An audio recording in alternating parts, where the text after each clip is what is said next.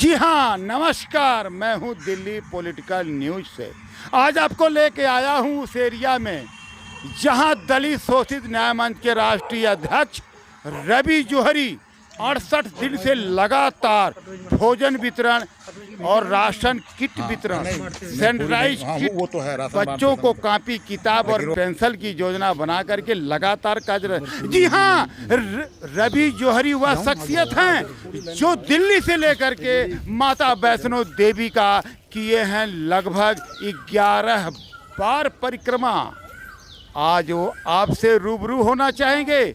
आज आप देख सकते हैं जिस तरीके से रवि जौहरी का ग्रुप आज जंतर मंतर तक भी पहुंच चुका है। जंतर मंतर के उस गरीबों को मुहैया कराए हैं राशन किट। जंतर मंतर पे पहुंचने वाले वो लोग जो उनके दिल्ली प्रदेश के सेक्रेटरी सोनू करोतिया जी आए। देख सकते हैं कि जिस प्रकार से दलित शोषित न्याय मंच के राष्ट्रीय अध्यक्ष के आह्वान पर पूरी दिल्ली में केजरीवाल के उस विधानसभा में बचता है राशन किट। गरीबों की होती है मदद, लोग करते हैं गरीब जरूरतमंदों की मदद। उसमें आज हम आपसे रूबरू भी कराने जा रहे हैं। इसी समय कुछ उनके पार्टी के, उनके संगठन के, उनके लोगों के बीच में आप अभी जान सकते हैं रवि जौहरी जी से क्या कुछ कहते हैं। रवि जौहरी दलित शोषित न्याय मंच के राष्ट्रीय अध्यक्ष। जी हाँ, रवि जौहरी जी क्या कुछ कहते हैं। सर, क्या लगता है भीम आर्मी के जो जय भीम जय मीम के जो लगते हैं नारे, चंद्रशेखर आजाद जो अध्यक्ष बनते हैं उसके, उन्होंने कहा है कि करवा चौथ के व्रत मत रखो, हिंदू पाठ पूजा मत करो, ये सब ढोंग है और राम मंदिर बनने नहीं देंगे। पहले तो भाई साहब मुझे ये बताइए कि ये कौन चंद्रशेखर है और कहाँ से आया? कौन है ये चंद्रशेखर? मैंने तो इस आदमी का नाम आज पहली बार सुना है। बाकी मैं इतना जानता हूँ कि ये जिस तरह की गतिविधियों में ये आदमी शामिल है, कभी ये CAA का विरोध करते हुए दूसरे समुदायों का समर्थन करता है, कभी दूसरे समुदायों का, कभी NPR का विरोध करते हुए कभी ट्रेनें रोकने की बात करता है, कभी 3 तलाक का विरोध करते हुए कभी आगजनी में शामिल होता है, कभी तोड़फोड़ में शामिल होता है। और जब इससे भी बात नहीं बनती है तो हिंदू देवी देवताओं के चित्रों पर जूते मारना, थूकना, मतलब उनके साथ उन देवी देवताओं के चित्रों के साथ अश्लील तस्वीरें चिपकाना, अश्लील तस्वीरें लगाना, ये इस आदमी का सिद्धांत है। ये इस आचरण का व्यक्ति है जो देश में ऐसा जहर फैला रहा है। ये तो कोरोना से भी खतरनाक वायरस है। ये तो देश को कहीं ना कहीं मतलब जातिगत आधार पर और धार्मिक आधार पर अनेक हिस्सों में बांटने का काम कर रहा है। आप भी एक दलित समाज से हैं और ये भी एक दलित नेता है, तो दलित को ज़्यादा तोड़ने की कोशिश की जा रही है इस धर्म से। दलित होने का अर्थ ये नहीं है कि सारे अधिकार आपको दे दिए गए हैं। देश तोड़ने का अधिकार आपको दे दिया गया है, राष्ट्र तोड़ने का अधिकार आपको दे दिया गया है, धर्म और जाति के बीच मतभेद पैदा करने का अधिकार आपको दे दिया गया है। आप सबसे पहले इस देश के नागरिक हैं और देश के नागरिक होने के नाते आपको जितने भी फंडामेंटल राइट्स हैं उनको फॉलो करना होगा। देश के लीगल सिस्टम को फॉलो करना होगा, देश के लॉ एंड ऑर्डर को फॉलो करना होगा। और उसके विरुद्ध जो भी व्यक्ति जाएगा वो कहीं ना कहीं राष्ट्रद्रोही है। और मैं ऐसे लोगों के लिए मांग करता हूं जो देश में इस तरह का धार्मिक भावना को आहत पहुंचा रहे हैं कि हमारे धार्मिक हमारी धार्मिक भावना, हमारे देवी देवताओं को, हमारी धार्मिक आस्था पर वो कहीं ना कहीं मतलब इतना मतलब इस तरह से हमें वो चोट पहुंचा रहे हैं कि मैं सभी दलितों से निवेदन करता हूं कि इस तरह के लोगों को, इस तरह के वायरस को, इस तरह के जहर को आगे ना पनपने दिया जाए। और ये कौन होता है राम मंदिर बनने से रोकने वाला? ये कौन होता है? किसने अधिकार दिया इसको? ये है क्या? राम मंदिर वहीं बनेगा जहां भगवान श्री राम पैदा हुए। और मैं ऐसा विश्वास दिलाता हूं कि पूरे देश का दलित एकजुट होकर माननीय देश के प्रधानमंत्री नरेंद्र मोदी साहब के साथ हैं, भारतीय जनता पार्टी के साथ हैं। ये कौन चंद्रशेखर है, कौन सुनने वाला है इसकी? इस तरह के लोग, इस तरह के कलाकार रोज पैदा होते हैं, रोज पर्दे के पीछे चले जाते हैं। जय हिंद, जय भारत। सर क्या लगता है भीम आर्मी के जो जय भीम जय मीम के जो लगते हैं नारे, चंद्रशेखर आज़ाद जो अध्यक्ष बनते हैं उसके, उन्होंने कहा है कि करवा चौथ के व्रत मत रखो, हिंदू पाठ पूजा मत करो, ये सब ढोंग है और राम मंदिर बनने नहीं देंगे। पहले तो भाई साहब मुझे ये बताइए कि ये कौन चंद्रशेखर है और कहाँ से आया? कौन है ये चंद्रशेखर? मैंने तो इस आदमी का नाम आज पहली बार सुना है। बाकी मैं इतना जानता हूँ कि ये जिस तरह की गतिविधियों में ये आदमी शामिल है, कभी ये CAA का विरोध करते हुए दूसरे समुदायों का समर्थन करता है, कभी दूसरे समुदायों का, कभी NPR का विरोध करते हुए, कभी ट्रेनें रोकने की बात करता है, कभी 3 तलाक का विरोध करते हुए, कभी आगजनी में शामिल होता है, कभी तोड़ फोड़ में शामिल होता है। और जब इससे भी बात नहीं बनती है तो हिंदू देवी देवताओं के चित्रों पर जूते मारना, थूकना, मतलब उनके साथ अश्लील, उन देवी देवताओं के चित्रों के साथ अश्लील तस्वीरें चिपकाना, अश्लील तस्वीरें लगाना, ये इस आदमी का सिद्धांत है। ये इस आचरण का व्यक्ति है जो देश में ऐसा जहर फैला रहा है। ये तो कोरोना से भी खतरनाक वायरस है। ये तो देश को कहीं ना कहीं मतलब जातिगत आधार पर और धार्मिक आधार पर अनेक हिस्सों में बांटने का काम कर रहा है। आप भी एक दलित समाज से हैं और ये भी एक दलित नेता है, तो दलित को ज़्यादा तोड़ने की कोशिश की जा रही है इस धर्म से। दलित होने का अर्थ ये नहीं है कि सारे अधिकार आपको दे दिए गए हैं। देश तोड़ने का अधिकार आपको दे दिया गया है, राष्ट्र तोड़ने का अधिकार आपको दे दिया गया है, धर्म और जाति के बीच मतभेद पैदा करने का अधिकार आपको दे दिया गया है। आप सबसे पहले इस देश के नागरिक हैं और देश के नागरिक होने के नाते आपको जितने भी फंडामेंटल राइट्स हैं उनको फॉलो करना होगा, देश के लीगल सिस्टम को फॉलो करना होगा, देश के लॉ एंड ऑर्डर को फॉलो करना होगा। और उसके विरुद्ध जो भी व्यक्ति जाएगा वो कहीं ना कहीं राष्ट्रद्रोही है। और मैं ऐसे लोगों के लिए मांग करता हूं जो देश में इस तरह का धार्मिक भावना को आहत पहुंचा रहे हैं कि हमारे धार्मिक हमारी धार्मिक भावना, हमारे देवी देवताओं को, हमारी धार्मिक आस्था पर वो कहीं ना कहीं मतलब इतना मतलब इस तरह से हमें वो चोट पहुंचा रहे हैं कि मैं सभी दलितों से निवेदन करता हूं कि इस तरह के लोगों को, इस तरह के वायरस को, इस तरह के जहर को आगे ना पनपने दिया जाए। और ये कौन होता है राम मंदिर बनने से रोकने वाला? ये कौन होता है? किसने अधिकार दिया इसको? ये है क्या? राम मंदिर वहीं बनेगा जहां भगवान श्री राम पैदा हुए। और मैं ऐसा विश्वास दिलाता हूं कि पूरे देश का दलित एकजुट होकर माननीय देश के प्रधानमंत्री नरेंद्र मोदी साहब के साथ हैं, भारतीय जनता पार्टी के साथ हैं। ये कौन चंद्रशेखर है, कौन सुनने वाला है इसकी? इस तरह के लोग, इस तरह के कलाकार रोज पैदा होते हैं, रोज पर्दे के पीछे चले जाते हैं। जय हिंद, जय भारत। जौहरी जी, जैसा कि आप दलित शोषित न्याय मंच के राष्ट्रीय अध्यक्ष हैं, लॉकडाउन का चौथा चरण समाप्त मात्र 1 दिन रह चुका है। अभी तक आप लोग राशन वितरण कर रहे हैं, तमाम समाज सेवी भी राशन किट का वितरण करते आ रहे हैं।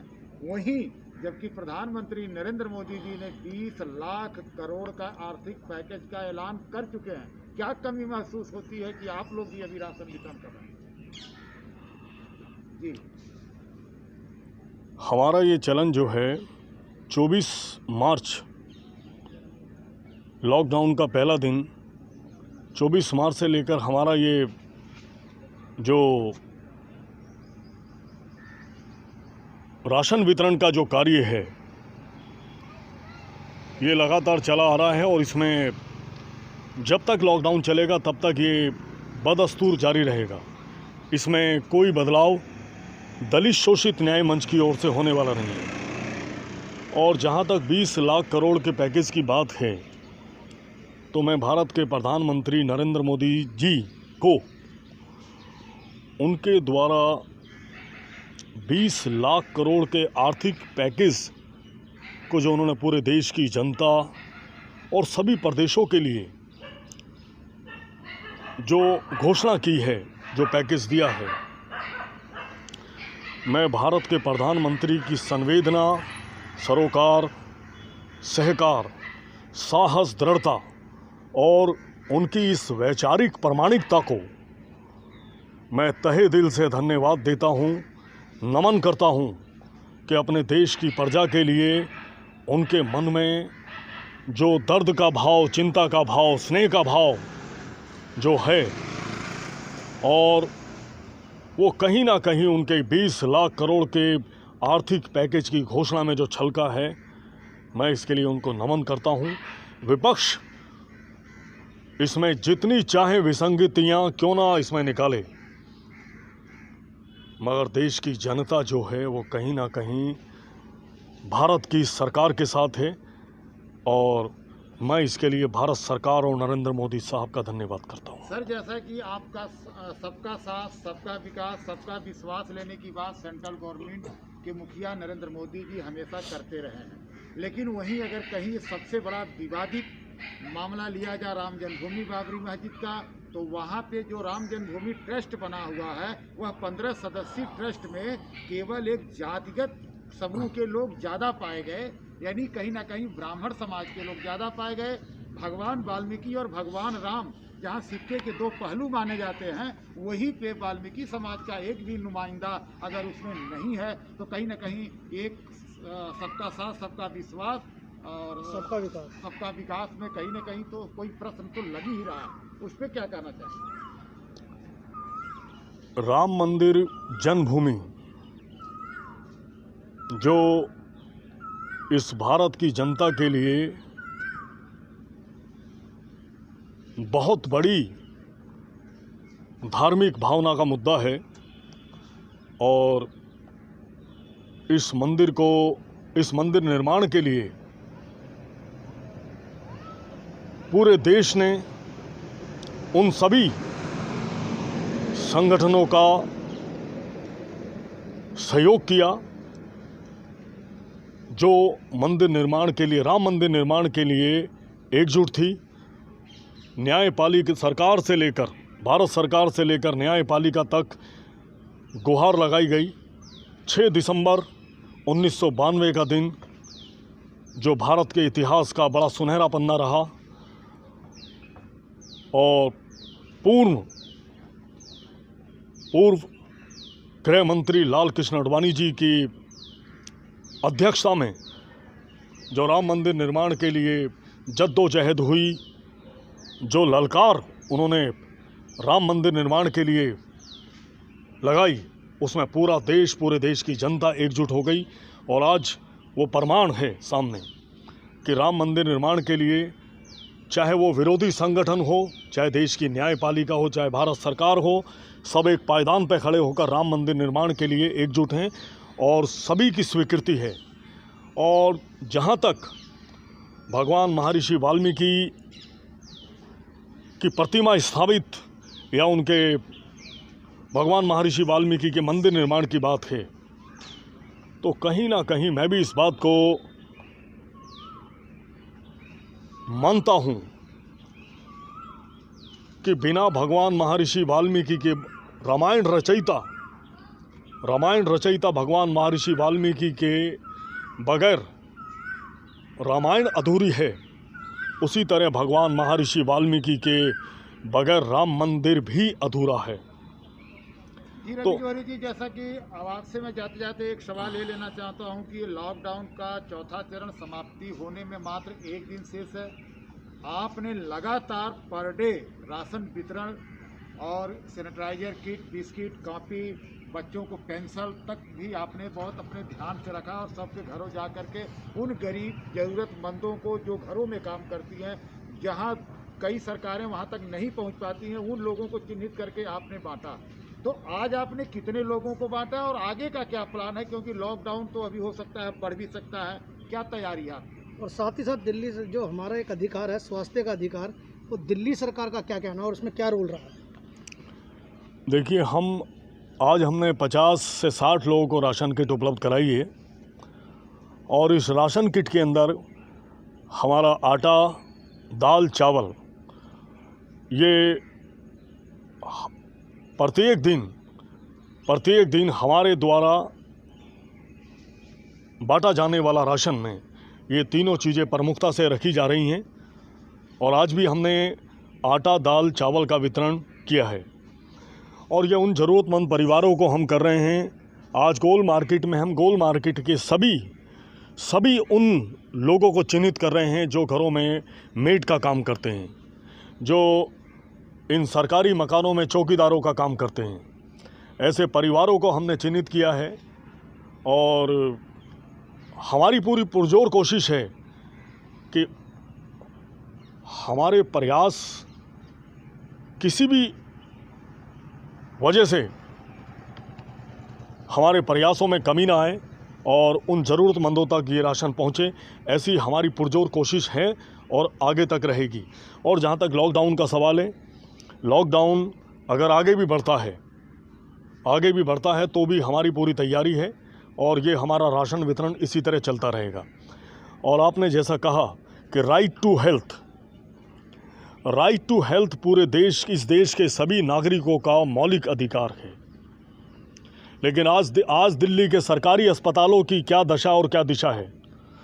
आज दिल्ली के सरकारी अस्पतालों में कोई अपनी खांसी बुखार तक का इलाज जाकर कराने के लिए तैयार नहीं है, डॉक्टर से मिलने के लिए तैयार नहीं है, क्योंकि वहाँ पर जिस तरह की अव्यवस्था बनी हुई है दिल्ली सरकार द्वारा चालित अस्पतालों में कि वहीं कोरोना मरीज का बेड पर इलाज चल रहा है और वहीं कोरोना मरीज के बेड के नीचे कोरोना से मृत लोगों के शव पड़े हैं, तो ये कहीं ना कहीं डूब कर मरने वाली बात है।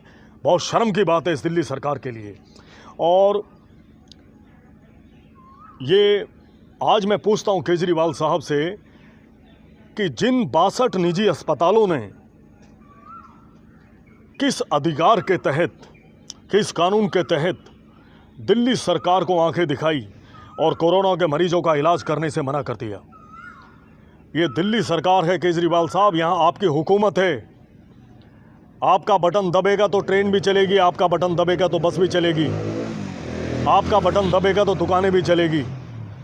तो फिर ये 62 निजी अस्पताल क्यों नहीं आपके हुक्म को, आपके फरमान का उल्लंघन कर रहे हैं। मैं ये कहता हूँ कि क्यों नहीं इन 62 निजी अस्पतालों पर ताले लगवा देते आप। अगर है हिम्मत तो लगाओ इन 62 निजी अस्पतालों पर ताले जो दिल्ली की जनता के साथ दुर्व्यवहार कर रहे हैं, उनका इलाज करने से पीछे हट रहे हैं, उनका इलाज करने से इनकार कर रहे हैं। जय हिंद, जय भारत।